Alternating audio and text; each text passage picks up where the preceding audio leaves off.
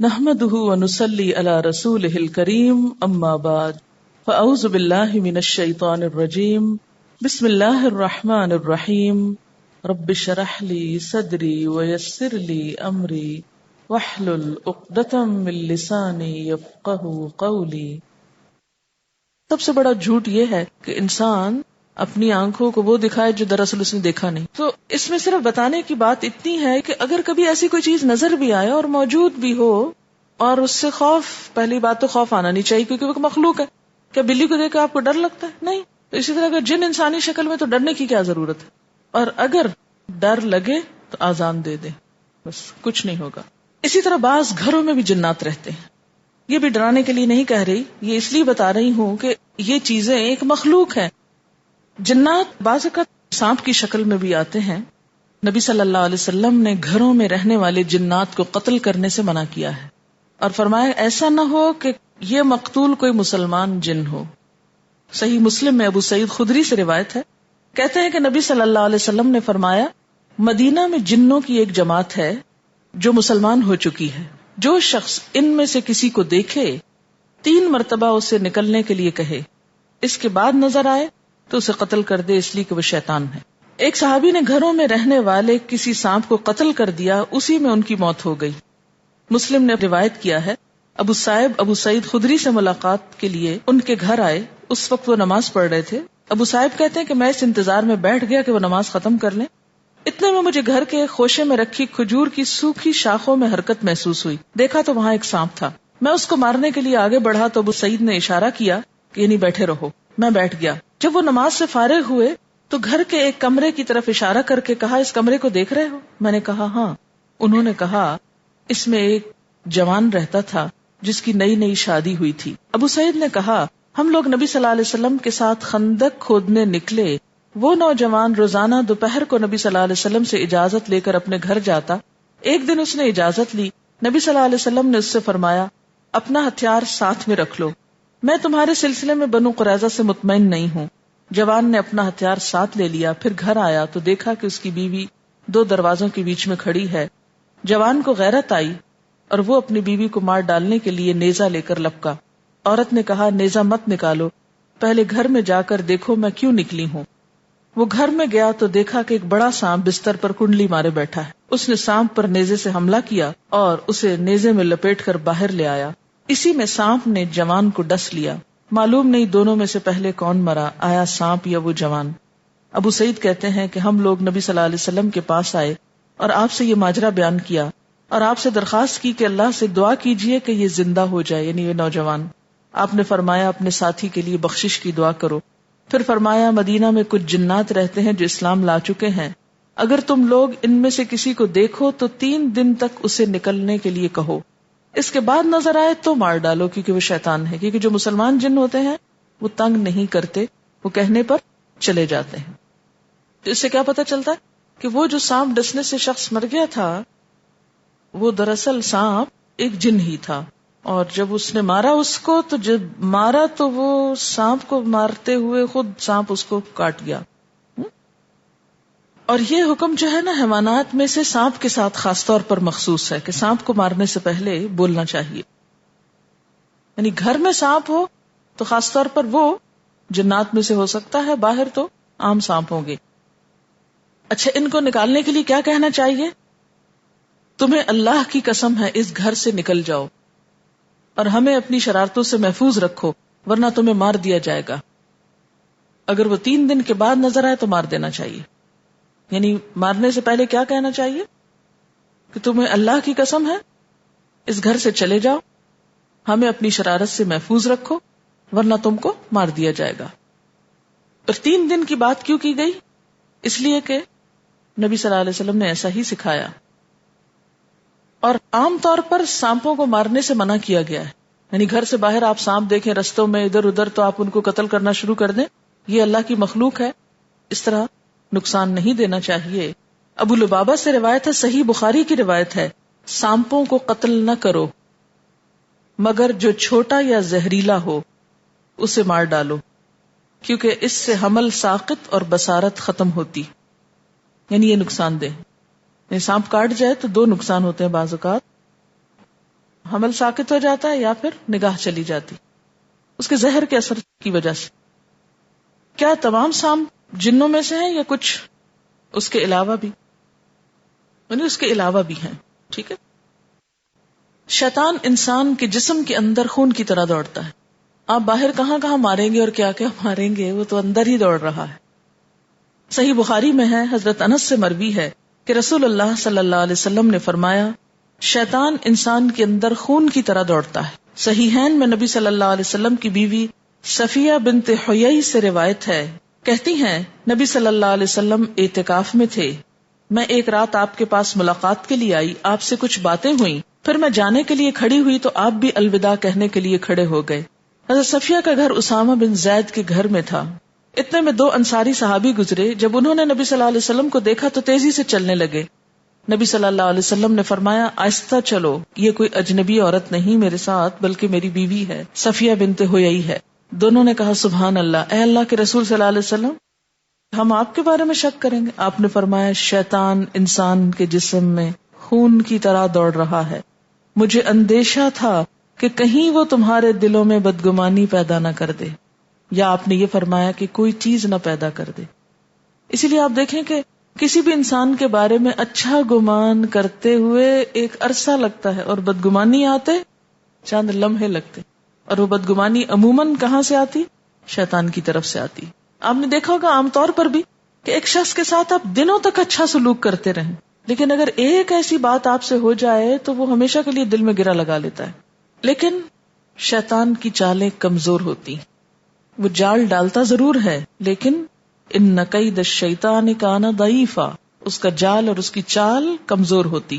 اور اللہ کے نیک بندوں پر شیطان کا تسلط نہیں ہوتا، شیطان ان کو کچھ نہیں کر سکتا. قرآن پاک میں آتا ہے سورۃ بنی اسرائیل ہی کی یہی 65 آیت، ان عبادی لیس لک علیہم سلطان وکفی بربک وکیلا، یقیناً میرے بندوں پر تجھے کوئی اقتدار حاصل نہ ہوگا اور توکل کے لیے تیرا رب ہی کافی.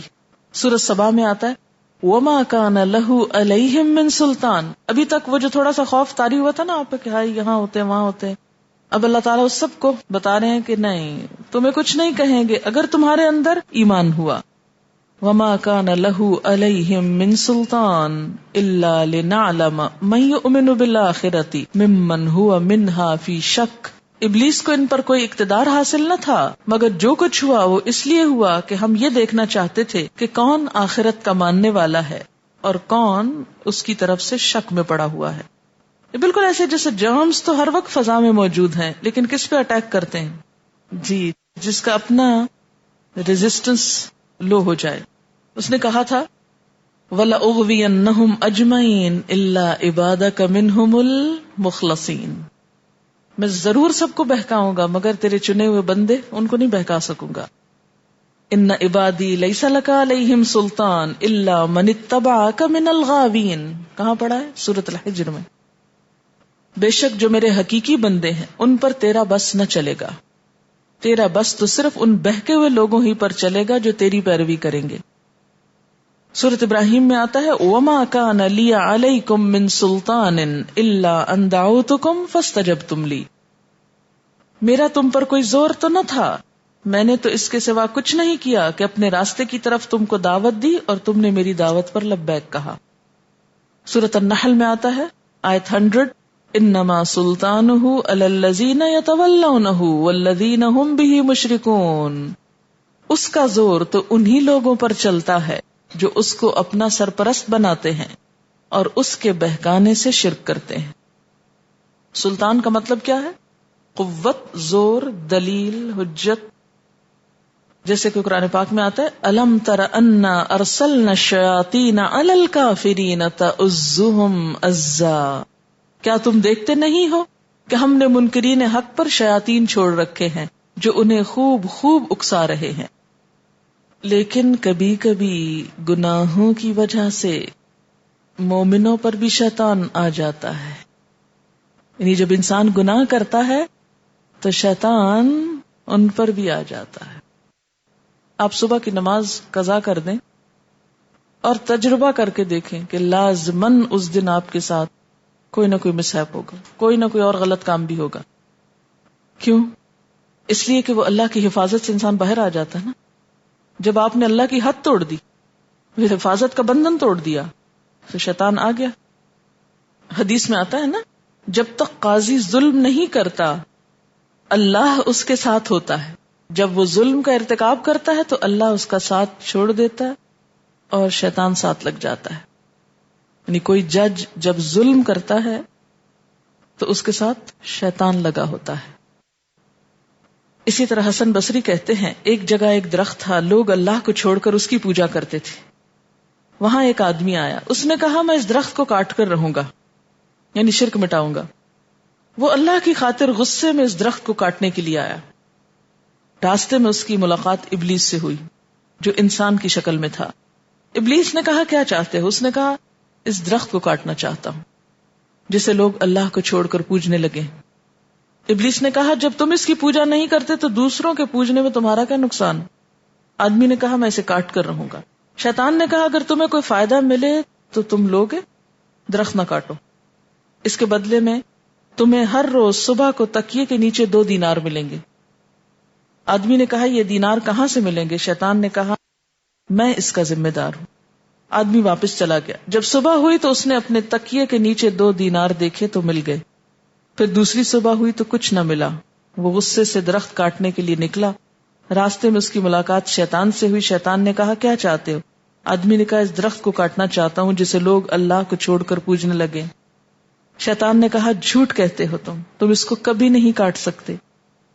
آدمی کاٹنے کے لیے بڑھا تو شیطان نے اسے زمین پر پٹخ دیا اور اس کا گلا ایسے دبایا کہ مرنے کے قریب ہو گیا. شیطان نے کہا جانتے ہو میں کون ہوں؟ میں شیطان ہوں. تم پہلی مرتبہ اللہ کی خاطر غصے سے آئے تھے، میرا تم پر کوئی بس نہ چل سکا. میں نے تمہیں 2 دینار کا لالچ دیا تو تم چلے گئے. جب تم 2 دینار کی خاطر غصے میں آئے تو مجھے تم پر مسلط کر دیا گیا. کہ جب انسان مال کے لالچ میں گرفتار ہو کر غلط کام کرتا ہے تو شیطان کے پھندے میں آ جاتا ہے. وہ یاد ہے نا کہ سورۃ الاعراف میں آپ نے ایک آیت پڑھی تھی، وَاتْلُ عَلَيْهِمْ نَبَأَ الَّذِي آتَيْنَاهُ آيَاتِنَا فَانْسَلَخَ مِنْهَا فَأَتْبَعَهُ الشَّيْطَانُ فَكَانَ مِنَ الْغَاوِينَ وَلَوْ شِئْنَا لَرَفَعْنَاهُ بِهَا وَلَكِنَّهُ أَخْلَدَ إِلَى الْأَرْضِ وَاتَّبَعَ هَوَاهُ فَمَثَلُهُ كَمَثَلِ الْكَلْبِ إِنْ تَحْمِلْ عَلَيْهِ يَلْهَثْ أَوْ تَتْرُكْهُ يَلْهَثْ ذَلِكَ مَثَلُ الْقَوْمِ الَّذِينَ كَذَّبُوا بِآيَاتِنَا فَاقْصُصِ الْقَصَصَ لَعَلَّهُمْ يَتَفَكَّرُونَ. اے نبی صلی اللہ علیہ وسلم ان کے سامنے اس شخص کا حال بیان کرو جس کو ہم نے اپنی آیات کا علم عطا کیا تھا مگر وہ ان کی پابندی سے بھاگ نکلا. یعنی علم کے ساتھ اگر عمل نہ ہو آخرکار شیطان اس کے پیچھے پڑ گیا. یعنی علم ہوتے ہوئے بھی اگر کوئی عمل نہیں کرتا تو شیطان سے محفوظ نہیں، یہاں تک کہ وہ بھٹکنے والوں میں شامل ہو کر رہا. اگر ہم چاہتے تو اسے ان آیتوں کے ذریعے سے بلندی عطا کرتے، یعنی یہ قرآن اس کی بلندی کا سبب بنتا، مگر وہ تو زمین ہی کی طرف جھک کر رہ گیا اور اپنی خواہش نفس ہی کے پیچھے پڑا رہا، لہذا اس کی حالت کتے کی سی ہو گئی. تم اس پہ حملہ کرو تب بھی زبان لٹکائے رہے، چھوڑ دو تب بھی زبان لٹکائے رہے. یہی مثال ہے ان لوگوں کی جو ہماری آیات کو جھٹلاتے ہیں. تم یہ حکایات ان کو سناتے رہو، شاید یہ کچھ غور و فکر کرے. تو اس سے کیا پتہ چلتا ہے کہ جب ایک شخص دین کو چھوڑ کر کسی اور راستے پر چلتا ہے تو شیطان آ گھیرتا ہے. تو یہ بات دراصل ہم سب کے لیے بہت اہم ہے، بہت اہم. نبی صلی اللہ علیہ وسلم کو اندیشہ تھا کہ اس قسم کے لوگ آپ کی امت میں سے بھی ہوں گے، یہ جس کے بارے میں آیت آئی ہے نا پیچھے. حذیفہ بن یمان سے روایت ہے، وہ کہتے ہیں کہ نبی صلی اللہ علیہ وسلم نے فرمایا مجھے تمہارے بارے میں، کس کے بارے میں؟ مسلمانوں کے، آپ کی اپنی امت کے بارے میں جس چیز کا اندیشہ ہے وہ یہ کہ کوئی ایسا آدمی نہ پیدا ہو جس نے قرآن کی تعلیم حاصل کی اور جب تک اللہ نے چاہا اسلام پر عمل کیا، پھر جب اس علم اور عمل کی رونق اس کے چہرے پر ظاہر ہونے لگی تو وہ اسلام کی پابندی سے انکار کر کے اس کو پس پش ڈال دے، اپنے پڑوسی پر تلوار اٹھا لے اور اس کو کافر اور مشرک کہے. حذیفہ بن یمان کہتے ہیں میں نے کہا اے اللہ کے رسول صلی اللہ علیہ وسلم، دونوں میں سے تلوار کا زیادہ مستحق کون ہے؟ وہ جو تلوار اٹھائے یا جس پر اٹھائی جائے؟ فرمایا وہ جو تلوار اٹھائے. سمجھ میں آئی حدیث کی نہیں؟ مختصراً یہ ہے کہ جب ایک انسان کو اللہ دین کا علم دے، وہ اس پر عمل بھی کرنے لگے اور اس کا نور اس کے چہرے پہ ظاہر ہونے لگے کہ یکا یک اس کے اندر شیطانیت یا شیطنت آ جائے. اور وہ شیطنت کیا ہے کہ اپنے پڑوسی پر تلوار اٹھا لے. کہاں سے آتا ہے شیطان؟ تعلقات کی خرابی سے. اپنے ہی بھائی پر تلوار اٹھا لے اور ان کو کافر و مشرک بتائے. ہو رہا ہے نا آج کل ہمارے ہاں یہی. اور یہ کہاں ہو رہا ہے؟ دین پڑھے لکھے لوگوں میں ہو رہا ہے. یعنی دین پڑھنے والوں پڑھانے والوں پر یہاں سے شیطان آتا ہے کہ جب وہ علم میں راسخ ہوتے چلے جاتے ہیں تو وہاں سے ان کے اندر یعنی تکبر آنے لگ جاتا ہے کہ ہم بڑی چیز ہو گئے. اور جب وہ تکبر آتا ہے تو اس میں وہ پارٹی کے پیڈسٹل پہ کھڑے ہوتے تو سب نیچے حقیر نظر آتے ہیں. شیطان اور بھڑکاتا ہے تو ان پہ کفر کے فتوے لگانے لگتے ہیں، شرک کے فتوے لگانے لگتے ہیں، اور پھر تلوار بھی اٹھ جاتی ہے اور مسجدوں میں حملے ہونے لگتے ہیں. اور یہ سب کچھ دین کی آڑ میں ہوتا ہے نا. کوئی شخص ان کو کچھ کہہ بھی نہیں سکتا برا بھلا، کہتے نہیں وہ تو انتہائی پاک باز ہے، انتہائی دیندار ہے، وہ تو ایسا نہیں کر سکتا. بلکہ شیطان مزید یہ سجھا دیتا ہے کہ ان کو مارنا ثواب ہے، ان کو بدنام کرنا ثواب ہے، ان کے خلاف باتیں بنانا ثواب ہے. لیکن جو لوگ ایمان، علم اور عمل میں ساتھ ساتھ رہتے ہیں، ایسے لوگوں پہ شیطان وار نہیں کر پاتا، ان کے تو نام سے بھی بھاگتا ہے. نبی صلی اللہ علیہ وسلم نے فرمایا تھا، اے عمر شیطان تم سے خوف کھاتا ہے، اس لیے کہ مخلص تھے نا. اچھا یاد رکھیں کہ منافقت میں شیطان زیادہ آتا ہے. زبان پہ کچھ، دل میں کچھ، سامنے کچھ، پیچھے کچھ، کہیں کچھ کہیں کچھ، کہیں ایک رنگ کہیں دوسرا رنگ. کبھی دیندار ہو گئے، کبھی دنیا دار ہو گئے. دیندار تو دنیا میں بھی دیندار ہوتا ہے، وہ تو اپنے معاملات میں، لین دین میں، ہر جگہ فیئر ڈیلنگ کرتا ہے. آپ صلی اللہ علیہ وسلم نے یہ بھی فرمایا، میں نے جنوں اور انسانوں کے شیطانوں کو عمر سے بھاگتے ہوئے دیکھا ہے. فرمایا جس طرح کوئی آدمی سفر میں اپنے اونٹ کو اس کی پیشانی کے بال پکڑ کر قابو میں کر لیتا ہے، اسی طرح مومن بندہ اپنے شیطان کو قابو میں کر لیتا ہے. یعنی شیطان نے کہا تھا نا کہ میں اس کی اولاد کو گرفتار کر لوں گا، پکڑ لوں گا. تو جو ایمان اور عمل کے ساتھ اٹھتا ہے پھر وہ شیطان کو پکڑ لیتا ہے. جس دو کا مقابلہ ہوتا ہے نا، یا آپ دوسرے کو گرا دیتے ہیں یا وہ آپ کے اوپر چڑھ جاتا ہے. ابن مسعود سے روایت ہے، نبی صلی اللہ علیہ وسلم نے فرمایا، تم میں سے ہر شخص کے ساتھ جنوں اور فرشتوں میں سے ایک ساتھی مقرر کر دیا گیا ہے. صحابہ نے عرض کیا، اے اللہ کے رسول صلی اللہ علیہ وسلم آپ کے ساتھ بھی؟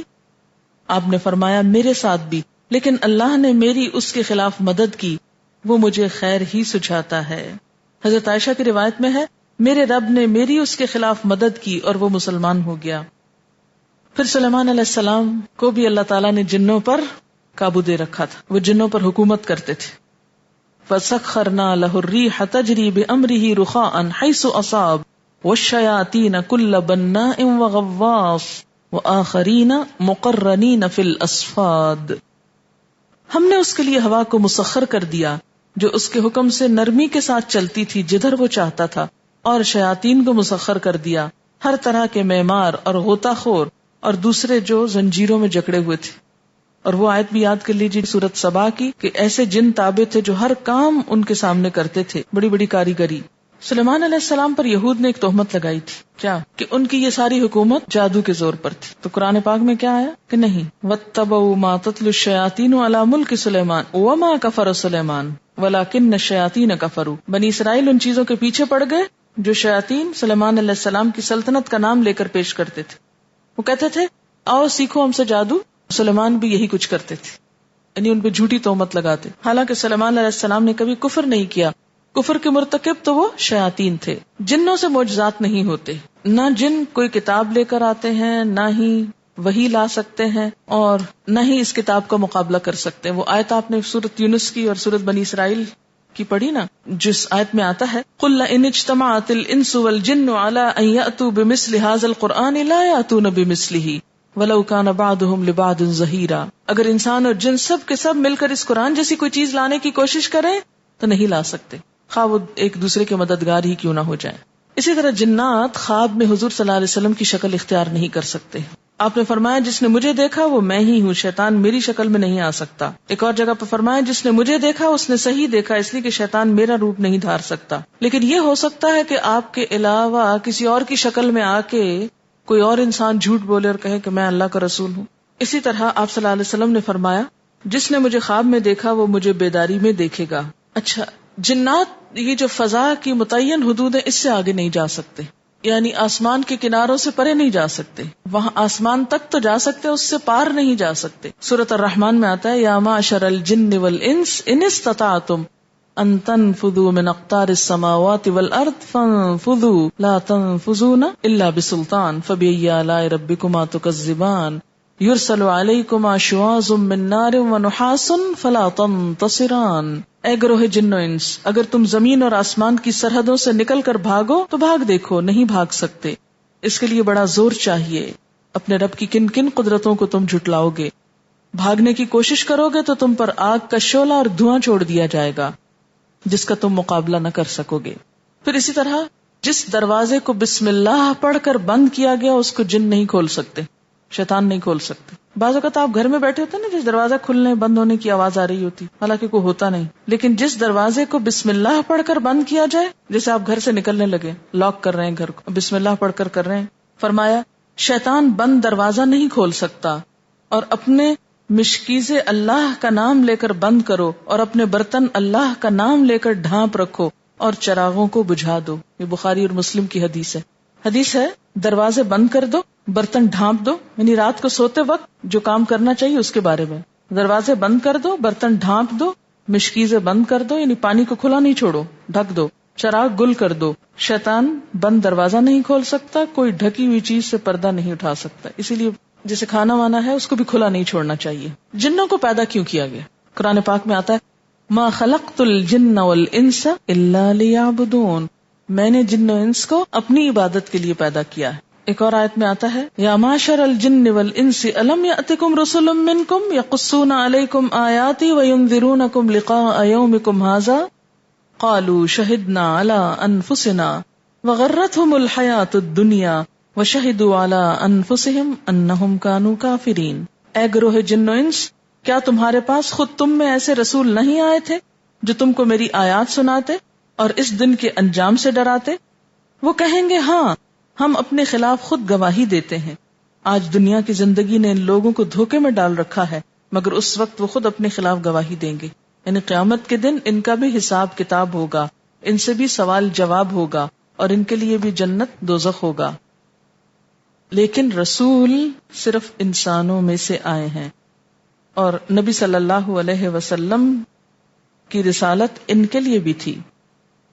اور وہ جہنم کے بارے میں آتا ہے نا لَأَمْلَأَنَّ جَهَنَّمَ مِنَ الْجِنَّةِ وَالنَّاسِ أَجْمَعِينَ، میں جہنم کو بھر دوں گا جنوں اور انسانوں سے، یعنی جہنم میں جن بھی جائیں گے انسانوں کے علاوہ. ایک اور جگہ پر آتا ہے وَلَقَدْ ذَرَأْنَا لِجَهَنَّمَ كَثِيرًا مِنَ الْجِنِّ وَالْإِنسِ، ہم نے بہت سے جن و انس کو جہنم کے لیے بنایا. سورۃ الاعراف میں جنوں کے پاس اللہ کی وحی کس کے ذریعے آتی ہے؟ انسانوں کے ذریعے. یا معشر الجن والانس الم یأتکم رسل منکم، اے جن و انسان کے گروہ، کیا تمہارے پاس میری طرف سے رسول نہیں آئے تھے؟ اس کا کیا مطلب ہے کہ ان کے لیے بھی رسالت ہے.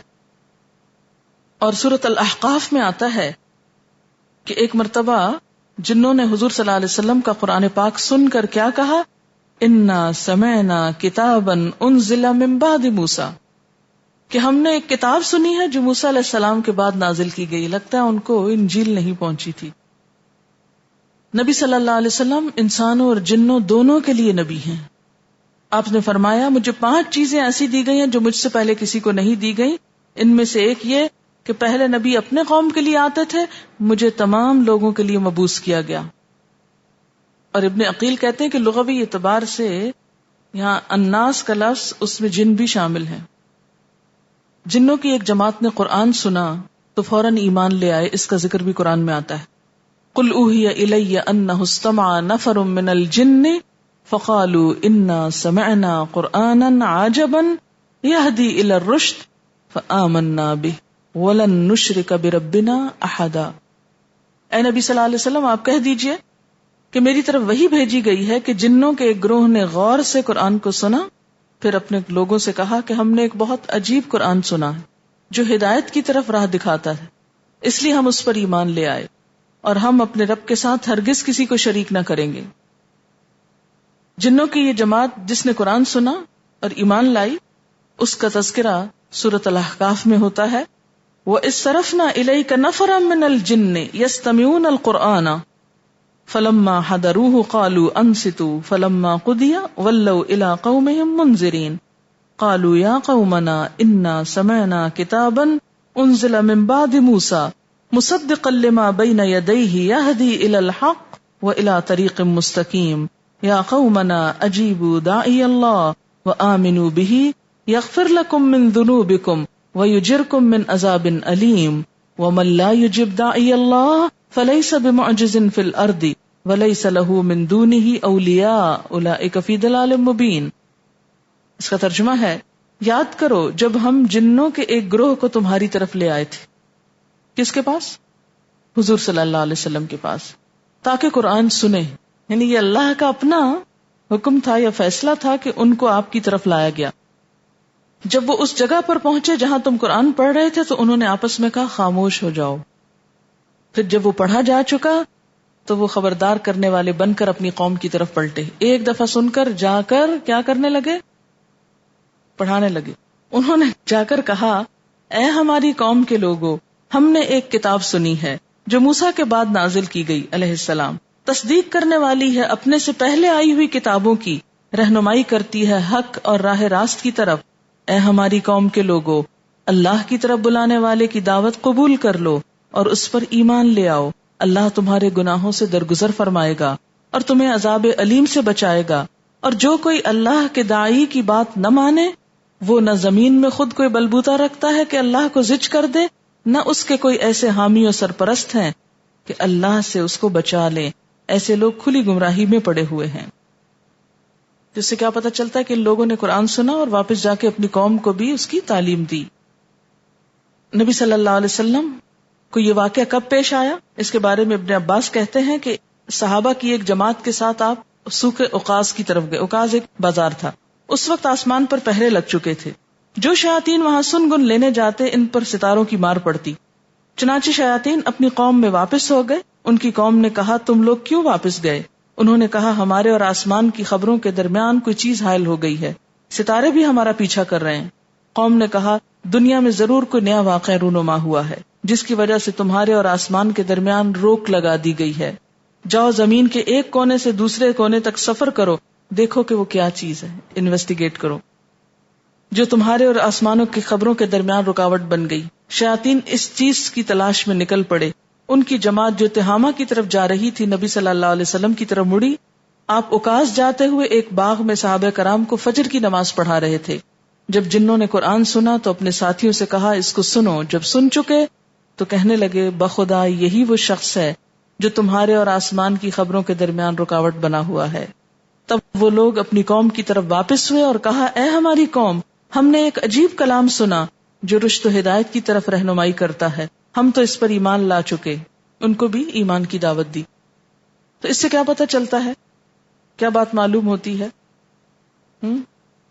کہ جنوں کو بھی رہنمائی کی ضرورت ہے، اور وہ رہنمائی نبی صلی اللہ علیہ وسلم سے ملی، اور اس کے مطابق ہی ان کا بھی حساب کتاب ہونا ہے، وہ بھی اسی چیز کے مکلف۔